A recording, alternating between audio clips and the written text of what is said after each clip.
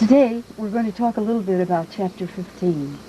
It's Kashmir Shaivism and Advaita Vedanta.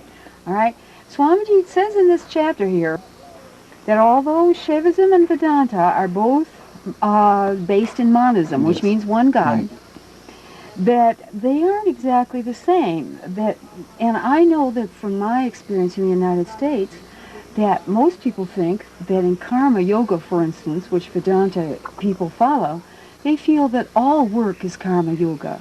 This isn't exactly the principle, is it? No. What do you think about this? Talk to me a little bit about it. You have to realize the reality of God first, in silence, without doing any karma, except just in running in bus silence or walking without conversation with anybody, and eating without talking. You don't talk to anybody about God either? No, about God, what have to do with God? If God is situated in our own... Yeah, that's what I want to hear. So you don't have to talk to anybody to find God? No, you have to observe it.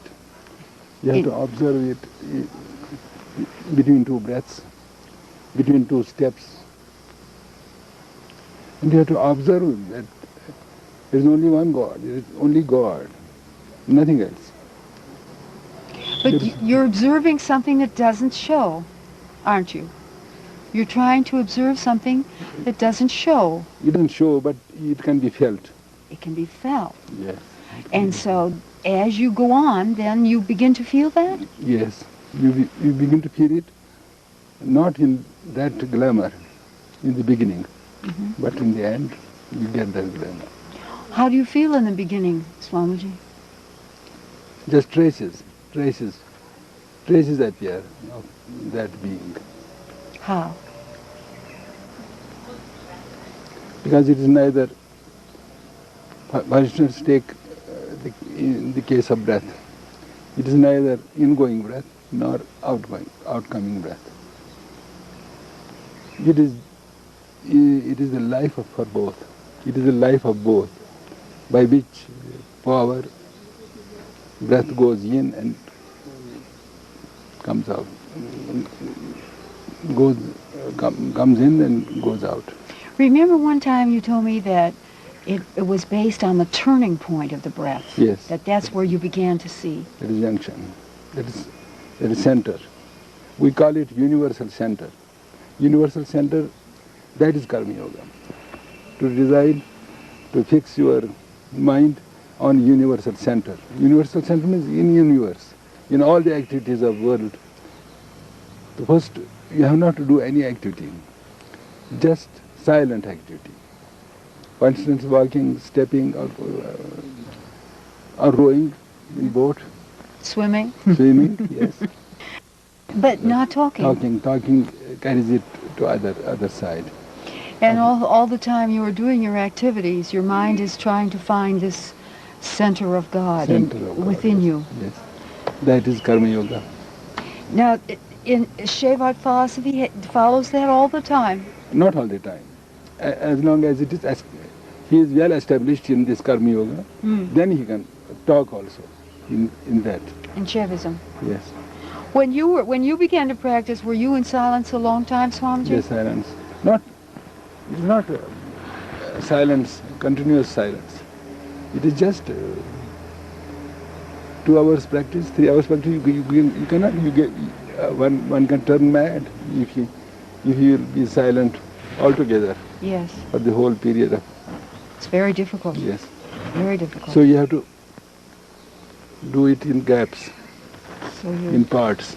So you could say, for instance, that you could do a half hour a day or an hour a day. 2 hours a day. And while you're doing it, then what do you think? Tell me does a good student think? This is neither breath, nor ingoing breath, nor outcoming breath. He feels the life of breath. He feels them. Yes, he feels. He doesn't think. He feels. Who thinks? Who The meditates? student. Who meditates? Yes. Who meditates? He feels. He feels. Could you say But that? it bursts afterwards. Afterwards, that feeling bursts into hot glamour. The feeling. Yes, that feeling expands by and by. So when it bursts open, this Yeah. glamour of feeling, Yes. then you begin to love it. Then you begin to love it, and then you begin to try it in while talking also. Yeah. It is automatic. The difference between Vedanta and Shaivism in Karma Yoga here in your book is on page 107. It's very clear, Swamiji, in some ways, but I think you could tell me more about it. It says here, the difference is very great because Vedantas believe that Karma Yoga means doing action without asking for reward.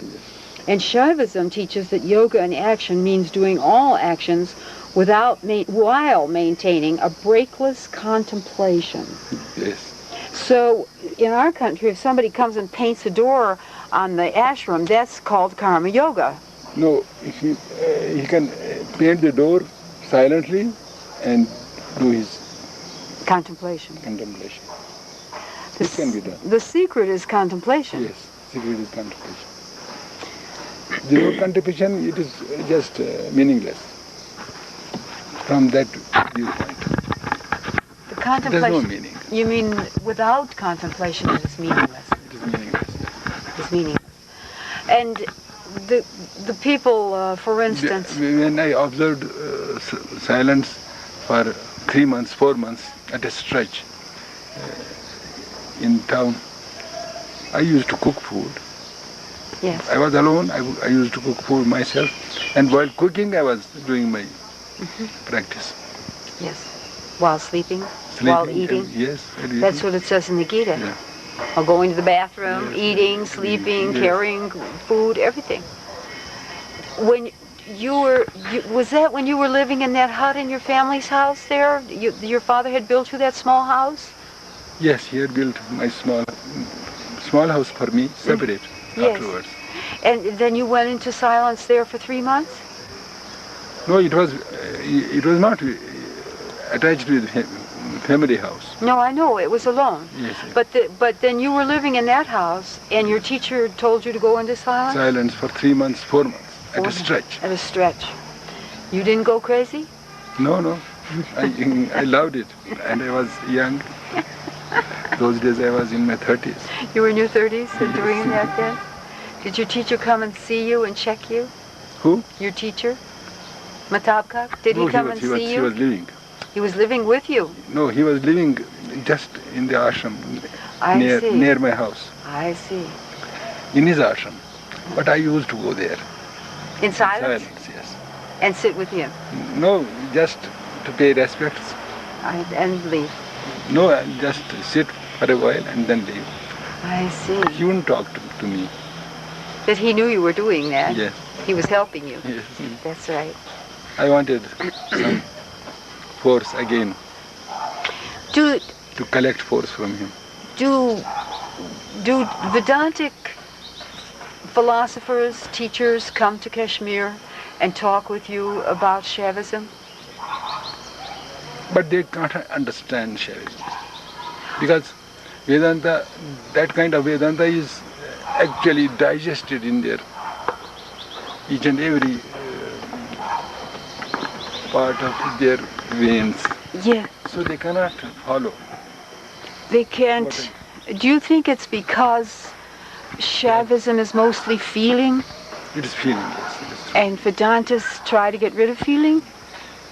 No, Vedanta is just talk. Just They talk too much. They talk too much and do little. Truly speaking. Was it the great man who Shankaracharya, wasn't No, he? he was. What, the great Vedanta? No, he taught this Vedanta, but he didn't tell them what they meant from his teachings. But when he came here, did he come to teach Vedanta? Yes. What happened? Oh, there were real Vedantists also. But still there was a difference between world and God. He laid this kind of impression that world has nothing to do. World is unreal, God is real. There is only God. The world and us too? We are unreal too? Does the Vedantis feel that way? Yes. What But hap- Shaivism does not hold that way. Say something how Shaivism feels about it. Shaivism feels that this is the commentary of God. This world.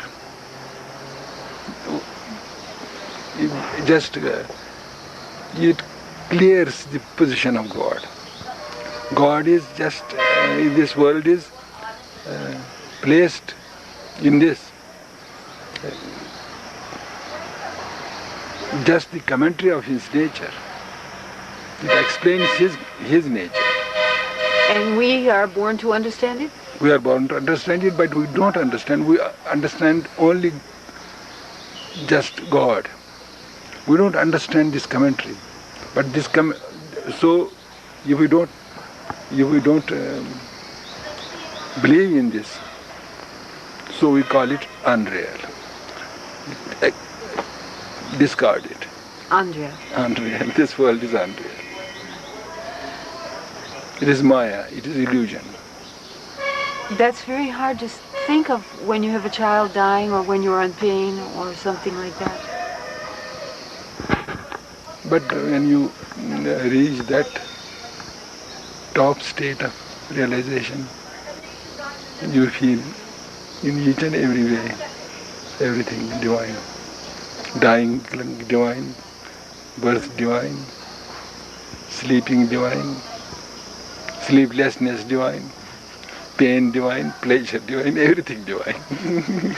So Swamiji, then great souls like you are... Not me. You are, come on, Swamiji, you really are a great teacher in this world. Without that, the rest of us, I'm afraid, would think that pain and this terror and suffering is everything, that there was no hope for us. We need people like you to say these things. We need teachers. But if you believe that, I am here. Yes, I do believe it. You can use me. Your teacher helped you a lot, didn't he? Yes. He helped you a lot. When Shankaracharya came here, did he come to lecture? Were there great Shaivite teachers here then? Yes. What did they say? But that great Shaivite teacher was not. If it would have been Abhinav Gupta, then he would not have conquered. I see. He conquered that Shaivite teacher. You mean Shankaracharya won the fight, huh? Yes. I see. In lecture? Yes, in lecture. How did can you tell me a little bit about this history?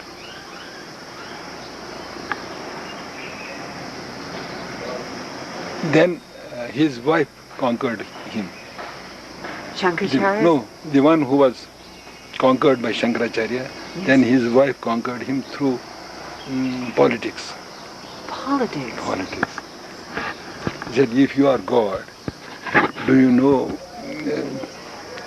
what happens when two opposite men are combined in sexual act?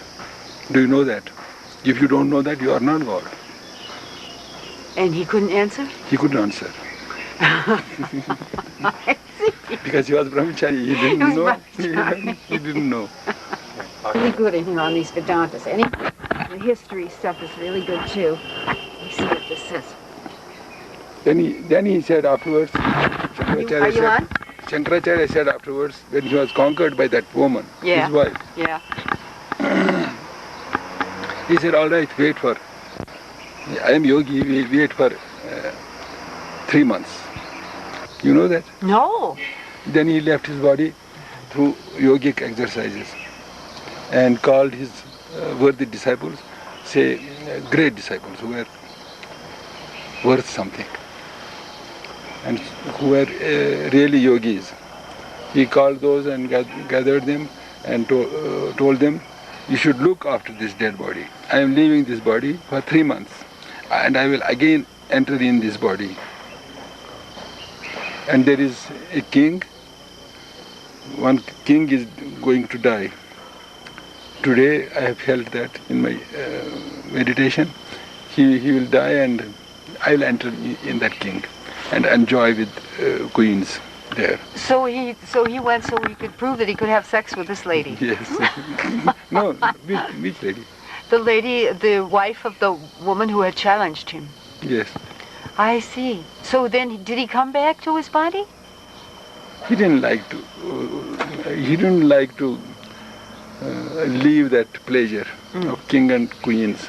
I see. He was king, and all the people there thought that this king is. It was already dead, but it has got life again. But he is very wise, very wise. But he's a very wise king now. He didn't used to be so wise. And then everything happened that way, and he announced in his kingdom that no sannyasin should be allowed in my kingdom.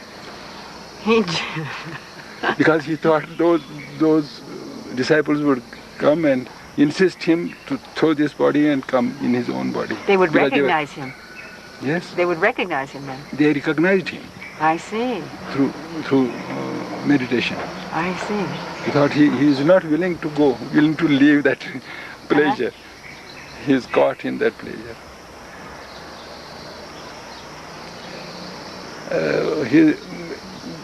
The woman's husband was named as Mandan Mishra. He was made sannyasi. He had become sannyasi afterwards when he failed in discussion with Shankaracharya. However, his wife was there. Then some sannyasins came. In disguise they didn't come in this dress of sannyasi. They came in his kingdom as musicians, special musicians. They wanted to and give pleasure to king. So they requested, and they were admitted in his palace. So he told them, go on singing, go on with your instruments. They sang all the Veda Sutras before him and told him it is not right because we have been maintaining your dead body, so you must come and enter in that, and she is waiting for you, the lady, for discussion. All right, I'll come. Then he died there and entered in that body and talked to that lady, and that lady was also shaved, made sannyasin afterwards. She was made so sannyas. She took sannyas then after that. But she really won, didn't she? Yes. She proved a point. At first. But then he came back. Yes. I see. That's a wonderful story. So that's and then was he living up on the top of the hill then? Oh, yes. Some say that. Some say that he was. It is not known actually. It is not. It is just saying. It's just a saying. Saying, not in books. It's not written about in Rashtarangani? No. It's not. This story is not in Rashtarangani. This was about the 6th century, wasn't it, that he visited here? It was about then. Abhinavagupta came afterwards. Abhinavagupta came about the 12th century. Yes, 12th century. 12th century. Yes. But you don't think that he would have held against Abhinavagupta? No. I see. He couldn't stand before him. All right, stop.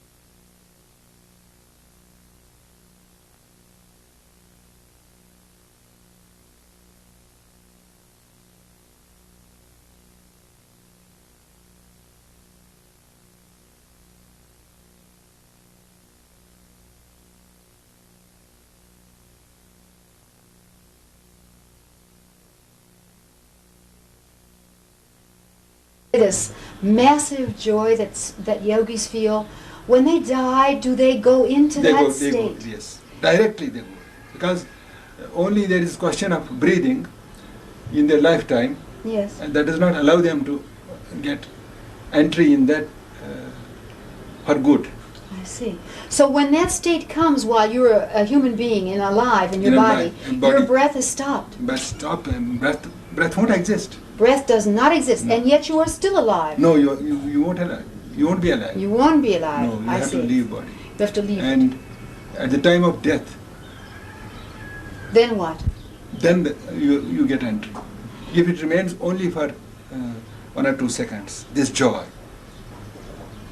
this super sexual joy, when it rises in one's nature at the time of samadhi, it remains only for 1 or 2 seconds. And the effect of that joy of 1 or 2 seconds remains throughout his whole life. The intoxication remains throughout his whole life. His whole life. And that's why yogis are such happy people. Yes, they don't find any interest in other things. They're very But happy. they devote everything to that. Everything to that. It's not, you cannot imagine how much joy. And this is super sexual joy. It is just like sexual joy. But it is super sexual. It does not make you weak. On the contrary, it strengthens your everything, all limbs, this super sexual joy. And this they feel for 1 or 2 seconds. And if they don't feel for their whole life, still at the end of their life, when they leave this body, they have to get entry in that. And it is a must. And then when they go into that joy Yes. after death, Swamiji, They become one with God. and is that, could you say then, Swamiji, is that what God is? Is that joy? That God is joy, and this is only one spark of that joy that you find in this universe. A super sexual spark. Yes. And Sparks. and here and all there. in people and Yes, things and yeah. things And they like die that. for these sparks. They die for them, yes. People, worldly people, die for these sparks of this sexual joy. Yes, they do. But if they would experience that once only, they would lose interest in these things afterwards. When a yogi, you said a yogi in the lifetime, if he doesn't help humanity, if he doesn't teach humanity when he has learned some of these lessons, he can't make it. When a yogi dies, does he continue teaching? Is there a life? Does he continue teaching after death? Yes, he continues teaching to those disciples who are worthy disciples, not unworthy disciples. But his work is still there. Yes, his work is still there. Okay. Swamiji, if this exists, this super sexual, joy, magnificent God joy, this God consciousness, and people are struggling so hard for happiness, how does the common person go about trying to get this? What would be your First, suggestions? I told you he has to develop these yamas and niyamas. Yes. They are necessary for this. And then he has to tread according to the system of yoga system. And that yogi system is unminding mind by methods. And I would suggest one method for this. And that one method is just to breathe in and out with some mantra, whatever you suggest to them. Breathe in and out and focus your mind in the center of breath. And establish your mind in that center while breathing in and out. This is one supreme way that I have noticed. It is fruitful. It becomes very fruitful. How long would a person have to do this in a day, every day? Not less than 6 hours. Not less than 6 hours. How about for the person, say for the person who has a family and a job and Then wants to work on it? There is another way. What is a slightly less demanding? Just watch their breath while doing everything. That's all. That's all. Yes. Simply observe the breath. Just watch your breath. For instance, you are breathing in and out always. When you talk, when you go, when you work, when you go on parties, you are breathing in and out. That's natural. Just keep your mind with that. Let your mind follow this breath. It is not necessary that if there is a gap of not following it sometime, that doesn't matter. Doesn't matter if you forget a little bit. Yes, doesn't matter. If you rebind and come back to it. Come back to it and watch your breath every now and then. Not at the time when you are going to bed. You'll watch breath automatically in dreaming state also afterwards. You'll perceive that. You think you say not to do this when you go to bed. Huh? You say not to do it when you go to bed. Watch your breath as long as you are able. As long as you are awake. Awake. I see. When Okay. you go, never mind. And you can't. Oh, I see. Don't. In other words, don't stay awake to do it. Go to sleep. Go to sleep. And in sleeping also, you'll be watching your breath.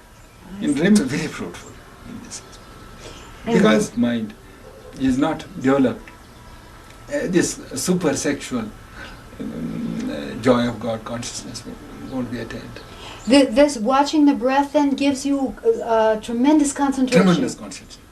And it's by concentration Because then. this is the breath that is the next step of God consciousness in outward worldly activities. It is said in Calcutta. Calcutta was a great scholar of Shaivism. He has explained in his book Prag Samvit Prane Parinata. First step of ascending God consciousness in worldly life is breath. And He this, took the state of breath first and then went into organs and in actions and in limbs and in body and in rocks afterwards. and this will give you that happiness. Yes, watching breath. And this watching your breath will direct you again to the real point, to the source of breath. And the source of breath is that, God. Where from this breathing starts. But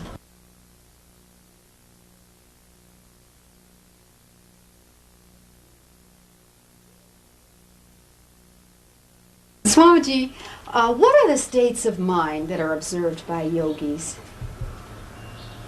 Yogis have observed 5 states of mind. And those 5 states of mind are nominated as Kipta, Muda, Vikipta, Ekagra, and Niruddha. Kipta is that state of mind when ordinary person, it is the state of mind concerned with ordinary person, ordinary worldly man. The common man. Common man. That is Kipta. Kipta is that state when mind does not rest and it goes here and there astray, always. Sometimes this, he thinks, and those thoughts are not connected with each other. It's unsteady. Unsteady mind. Unsteady. It is called Kipta. And this has no connection with yoga. Yoga has nothing to do with this state of mind. And there is next state is called Muda. Muda is just slept mind. When you are not conscious, your consciousness absolutely fails. You mean unaware? Unaware. Unaware. Unawareness shines everywhere. Your Muda, you don't know what to say, you don't remember, memory is lost, everything is lost. This is the state of mind as in Sushupti, as in sound sleep. This state of mind is called Muda. And third state of mind is called Vikipta. Vikipta is that state when a yogi is meditating, but his mind is not stable. His mind goes astray again and again. Although he withdraws his mind to his own meditation center, but still it goes out again and again, and he has to withdraw it every now and then. This state of mind is called Vikipta. And this state of mind has nothing to do with yoga. This is not recognized by yogis as the part of yoga. Even though they're practicing Yes, meditation, they're meditation, even but though it's they're no- saying it's no they're use, doing yoga, yes. it does no use at all. It's no use. I see. Because it is vikyuta. It goes again and again astray, and there is no stability of mind. You could say almost a wandering mind, Wandering mind. Wandering. Mind, but withdrawing. withdrawing every now and then. He is meditating. He withdraws, but it does not stay. This is vikyuta. Then is the fourth state of mind. It is called ekagra. Ekagra is when one unminds mind, but with effort.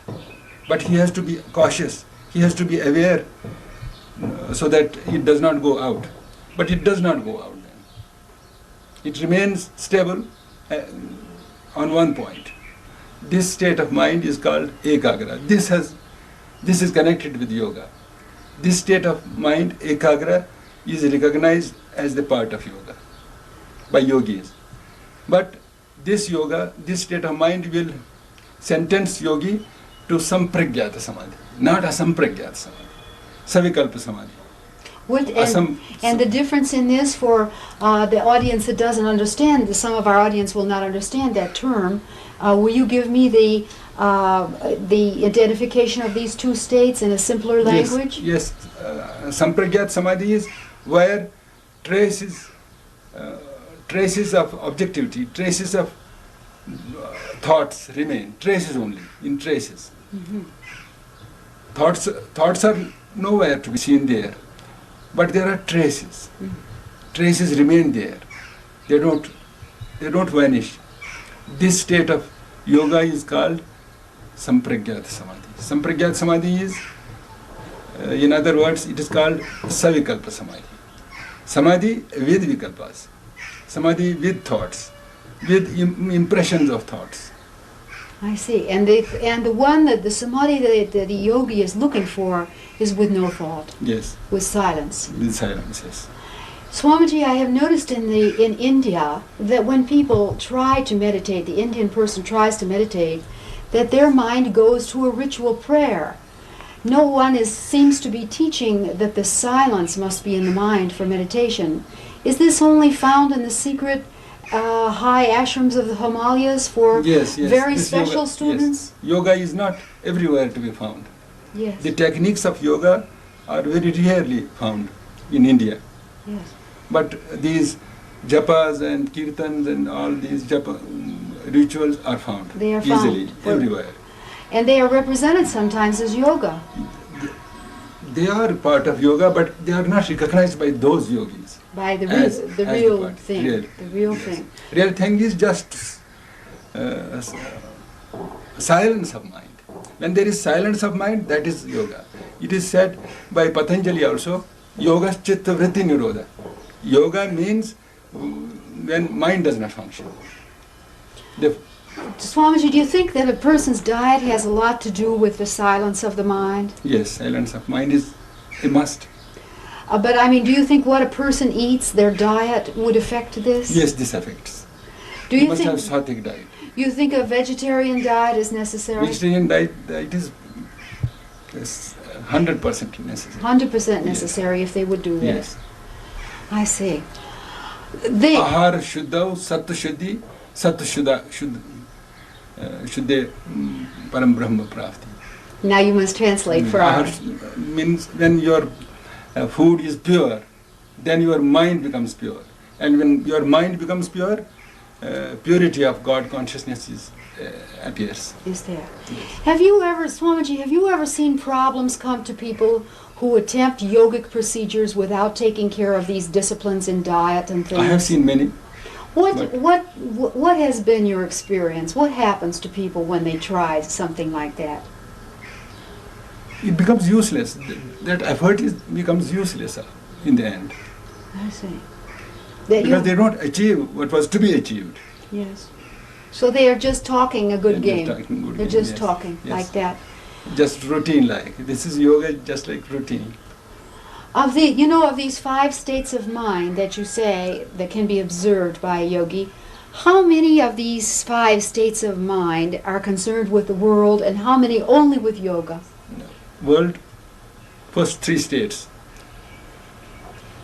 Khypta, Moda and Vikhypta. These first three states are concerned with world. Mm-hmm.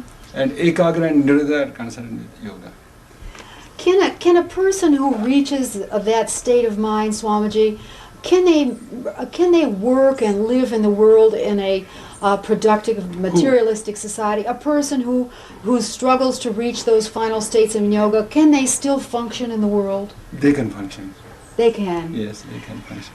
Some people. This is the greatness of yoga. That's what I was hoping you'd say, because some people feel that yogis can't function in the normal world. It is not to remain in cave, almost unknown to world. You have to come out and see the glory of God and try to make others to feel that glory. For a So you while, have to come in outward world. did you have To a while? elevate people. You have to elevate people. Without elevating people, you cannot be elevated. It is said in Shastras also, those yogis who elevate only themselves cannot be elevated at all. They must Those work. people who elevate themselves and elevate others, try to elevate others, they will be elevated themselves then. They must work with humanity. Yes. They have to work with humanity. Without that, nothing will be done. Nothing will be achieved. Sometimes I have seen in India and the United States the idea that if one would be a great yogi, one must remove themselves from the world No, completely. this spiritual world is not selfish world. I see. It is universal. Spirituality is universal. It is meant for universality. It is not meant for only one individual. That you'll be mukta, you'll become Jivan Mukta, and that's all. You'll never become Jivan Mukta if you won't elevate others. Mm-hmm. If you are treading on the path of spirituality, you have to make others follow you. That is the reality of spiritual life. But there is a time in your training as a yogi when you have to pull back a little before you come out. Is that true? That's true. That is true. So, as long as you are not fully elevated, you have not to come out in the world. Yes. You must be fully elevated yourself, and then when you are elevated, then you can elevate others. Then you can teach. Yes. Then you can teach. Did you? Otherwise, it will become just like that, and they never. A blind man leads a blind man. I see. What can be done?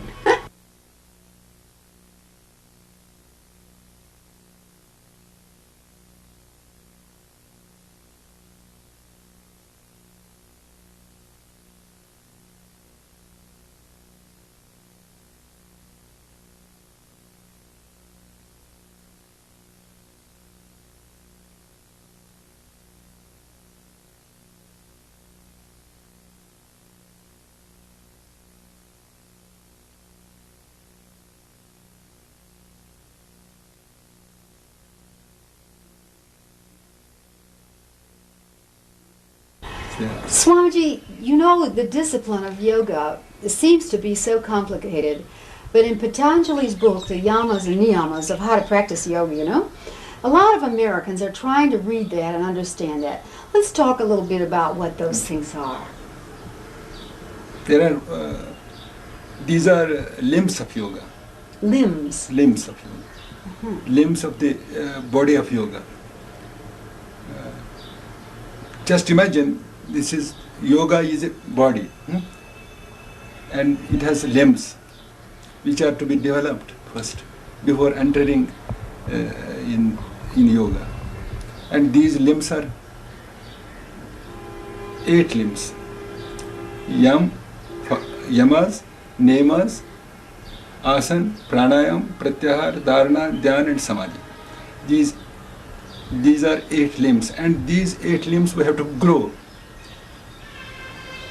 These we have not to grow one by one, just as like a flower stalk or something. This is just like a baby in womb. When a woman is conceived, that baby, the limbs of baby grow simultaneously. It is not like that head will grow first, then one arm will grow and another arm will grow afterwards, leg will grow one leg will grow, foot will grow. No, they grow simultaneously. In the same way, the limbs of yogas are to be developed simultaneously. Yes, I understand, yes. And these limbs are yamas, niyamas. Yamas are 5. They are classified in 5 sections. There are 5 yamas. And niyamas are also 5. Yamas, Shauch, Santosh, Tap, Swadhyay and Ishwar Pradhan. These are niyamas. Now, Ahimsa, Satya, Asteyi, Brahmachari, Aparigraha, these are 5 yamas. Shauch. Shauch is purity of your body and mind. This is first limb of yoga. You have to see that your body is pure and your mind is pure. This is Shauch. And the power of Shauch, the siddhis, you know? yes, the cities would be powers. Powers Powers. that come from developing this Shauch.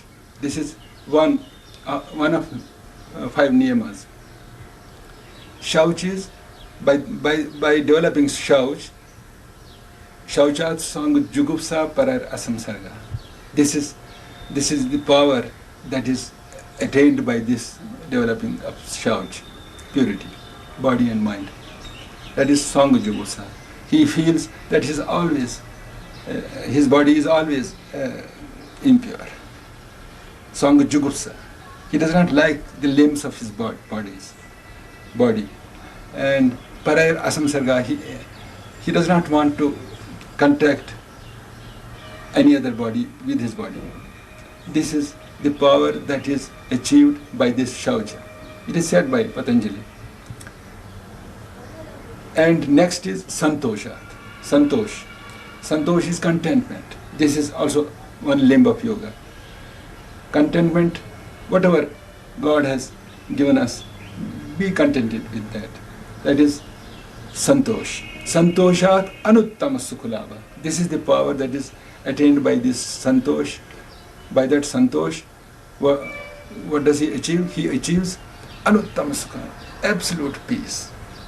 He remains always peaceful. He is contented. Even in the middle of the busy world and Yes, everything, the yes, contentment yes, can be there. yes. Always peaceful. Yes. That's really needed, Swamiji, in Yes. our people. This is called Santosh.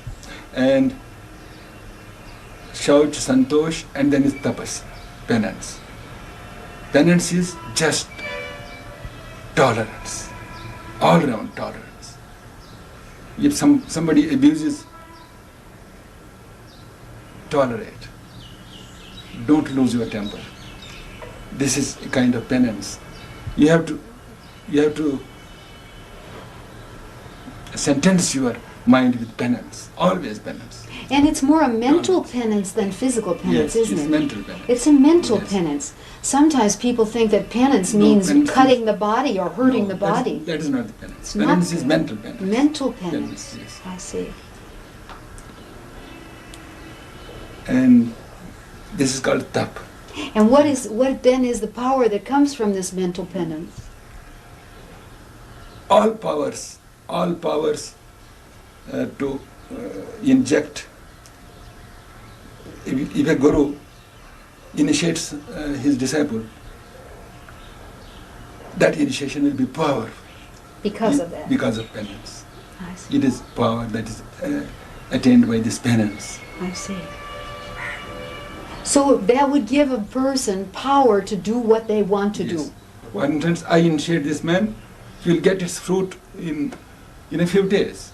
I see. If I have not penance in me, and I initiate you, it will take years and years, and still it won't be complete. This is the power, this is the greatness of penance that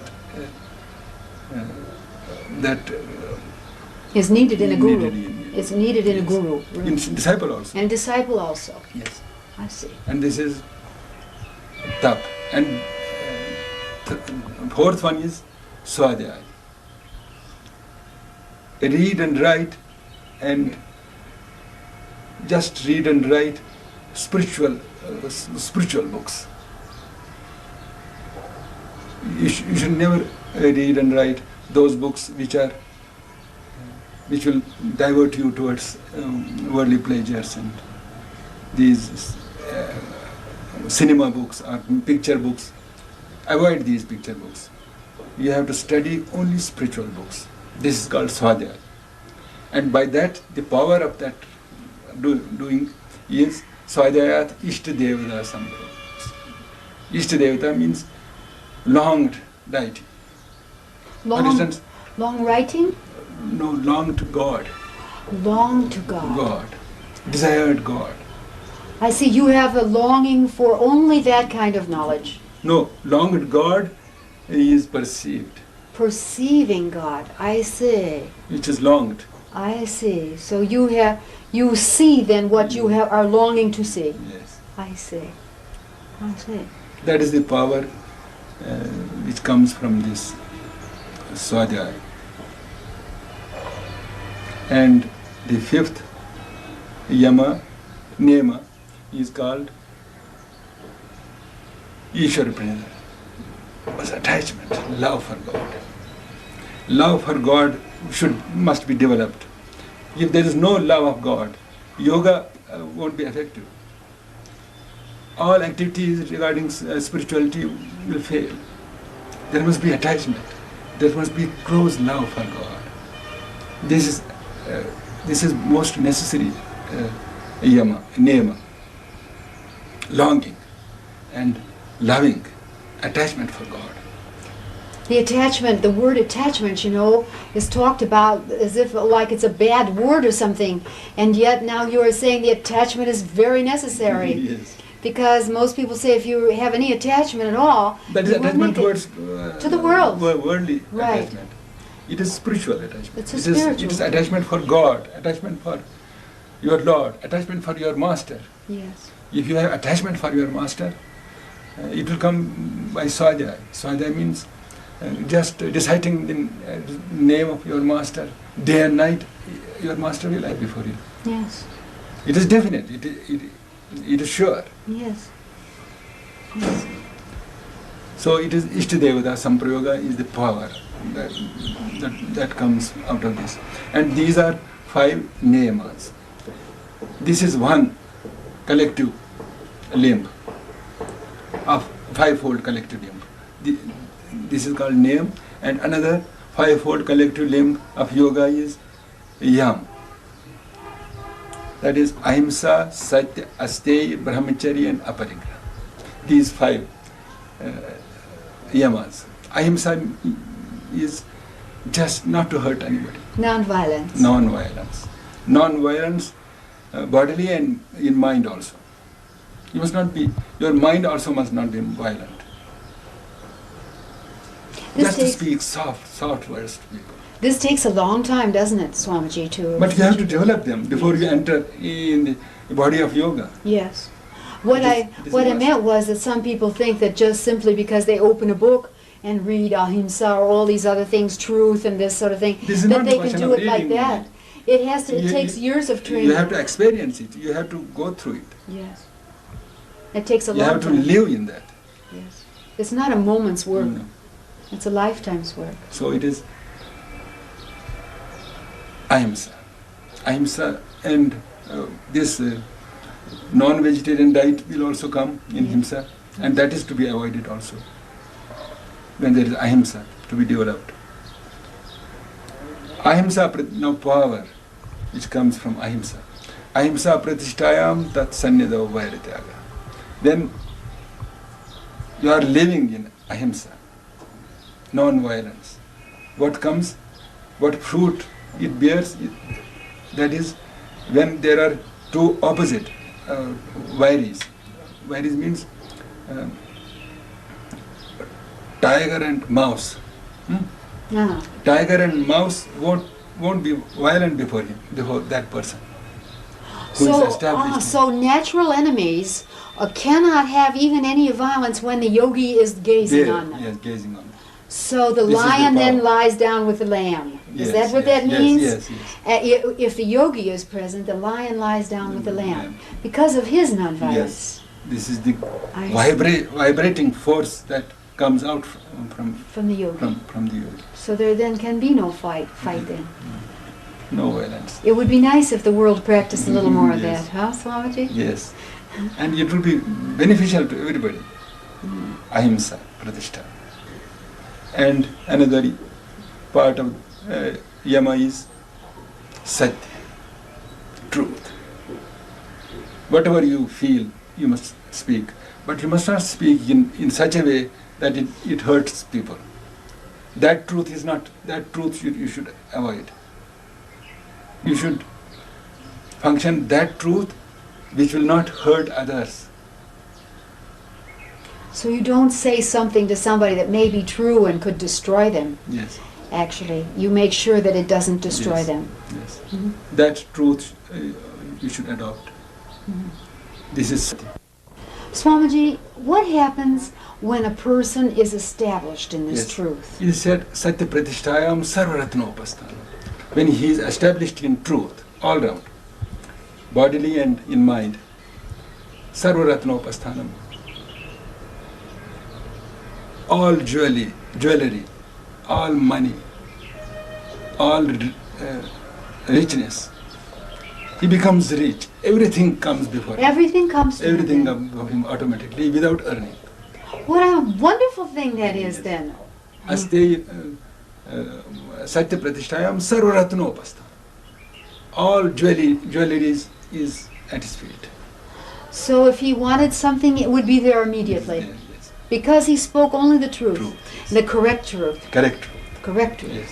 Not hurting truth. Not hurting truth. Yes. I see. Swamiji, how long do you think it would take a person to become established in that? Just 1 year.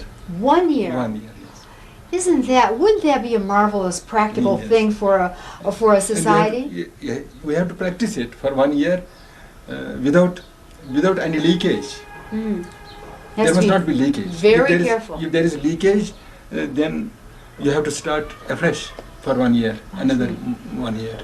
But if you did it faithfully, mentally and physically for 1 year, 1 year. and watched the mind every moment, Then you are fit and yoga.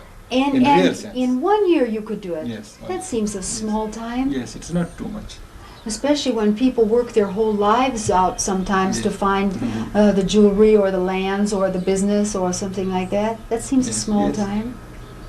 Now what would the next one be? Ahimsa, satya, asteya. Asteya. Asteya is negation of theft, Non-stealing. non-stealing. Non-stealing. Non-stealing, conduct of non-stealing. There must not be thought of stealing in you. This is also one limb of yamas. It must be developed. And if you are very If you steal only one blade of grass, you are not conducting this. then that would ruin the Yes, the, the whole- the fruit of it. The whole body of the yoga will be destroyed. I see. So even if somebody were to walk by a garden and pluck a flower without asking, then that would be ruination of their yoga. Yes, yes. That puts a strong arm on something. You would have to ask for flowers every day then, Yes, huh? yes, that's true. That is true.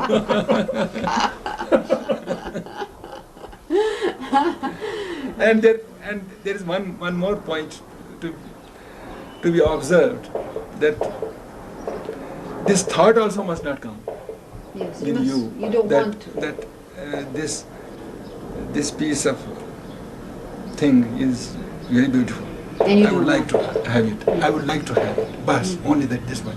This stealing. That is also stealing. Simply You the don't- desire Desire only. would be stealing. Yes. So if you see someone with something else, and if you say, I would like that, say for instance, as a mother Yes. would look at a woman and she would see this beautiful child and she would say, I would like a child like that.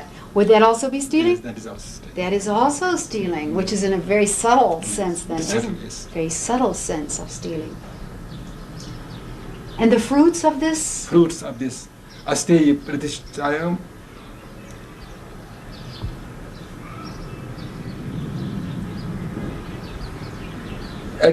In addition, in addition to that jewelry, the fruit of that not stealing is that he becomes divine. He becomes divine. Divine, always divine. Always divine. Then everything is his. Everything is his. This is the power that comes through this developing this astei. Is there one more? Brahmacharya. Yes.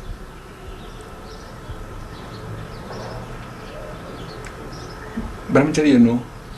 Brahmacharya is But you should body say. and mind. With body and mind, you have to develop a detachment for other sex. I don't mean detachment for other sex means detachment for sex with husband or wife. I don't mean that. I mean for other women. You would mean promiscuous. Yes. You mean many faceted, always thinking of this Yes. sort of a thing. Yes. But you are not meaning that this cannot be observed with a normal, regulated life. Regulated life. A regulated life. Definitely. That is also brahmacharya. Brahmacharya does not mean who has not married at all. That is also brahmacharya. Who has not married. And brahmacharya doesn't mean you hate the other sex. No, You hate men or you hate women. No, Abhinavgupta has explained that in his book, in one of his book, that Lokan dishanto maham eva dishanta. Those who hate others, this is speaking of Lord Shiva himself.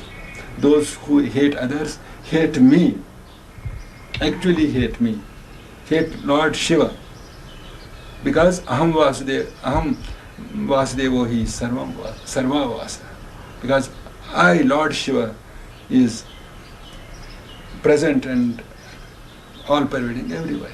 So anybody you hate Lord Shiva. So this hatred must be absolutely gone. So That then, will be so also attributed to this. it could be it could be love without desire. Yes. It could be Love without desire. but lots of love there, Yes. not running away from No. the world or men No. or women like that. With it, Swamiji, how? Not with this idea. No. Not this sexual idea. Right. And then what would be the power of this? Power of this face. Brahmacharya pradishtayam virilava. When he is established in this brahmacharya, virilava, whatever he says, for instance, he says, we need rains. Rain will come.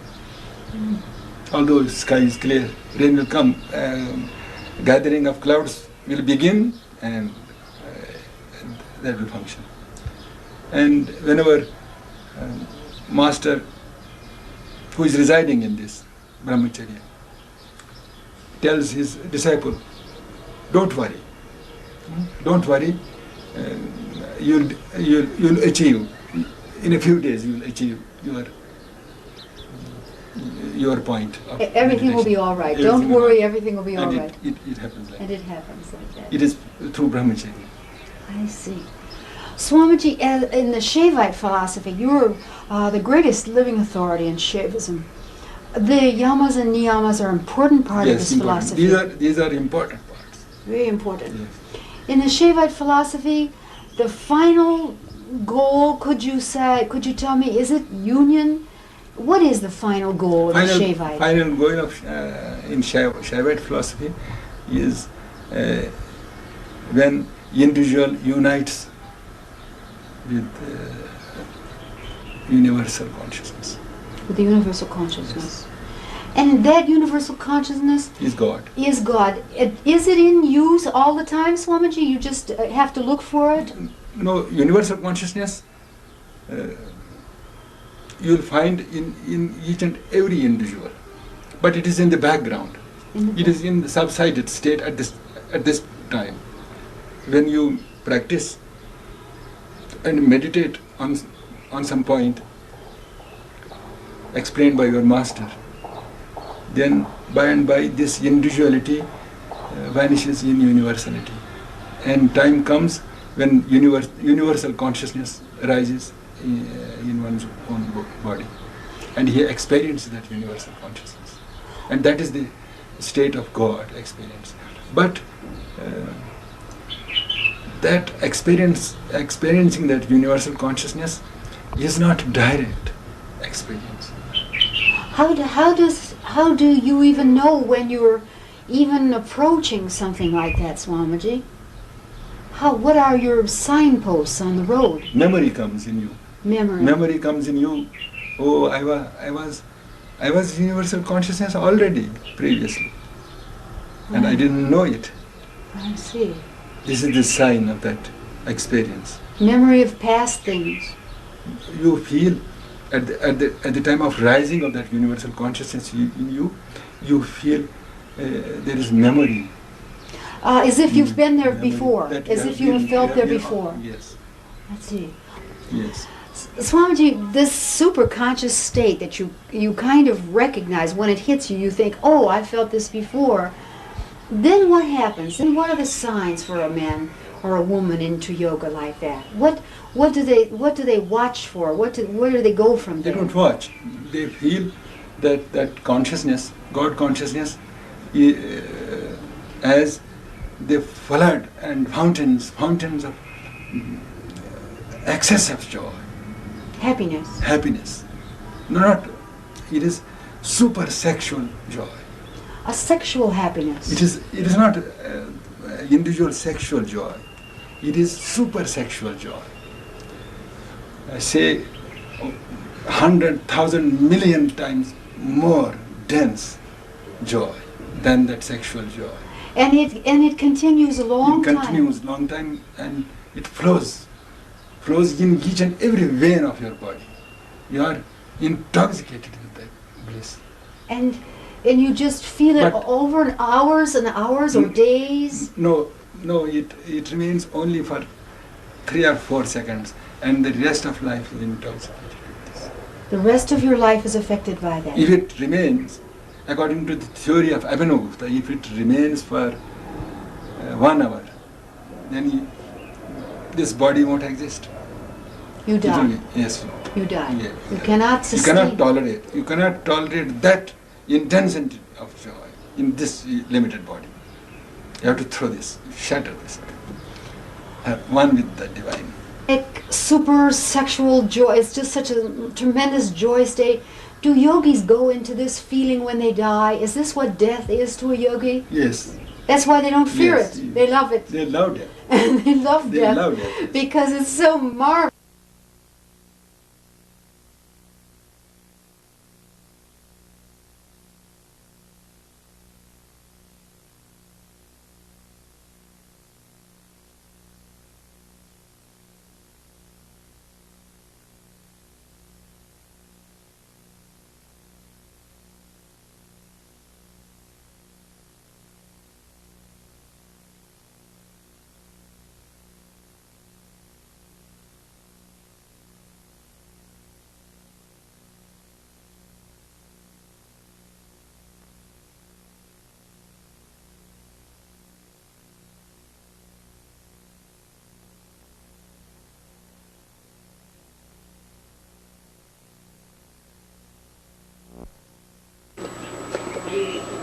Back, Michael.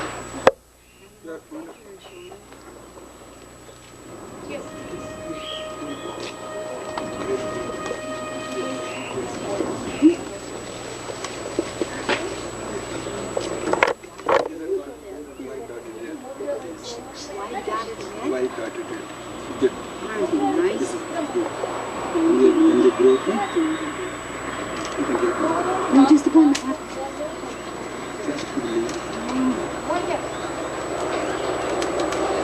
Thank you, Swamiji. Thank you so much. The Prince of Kashmir. Go over to the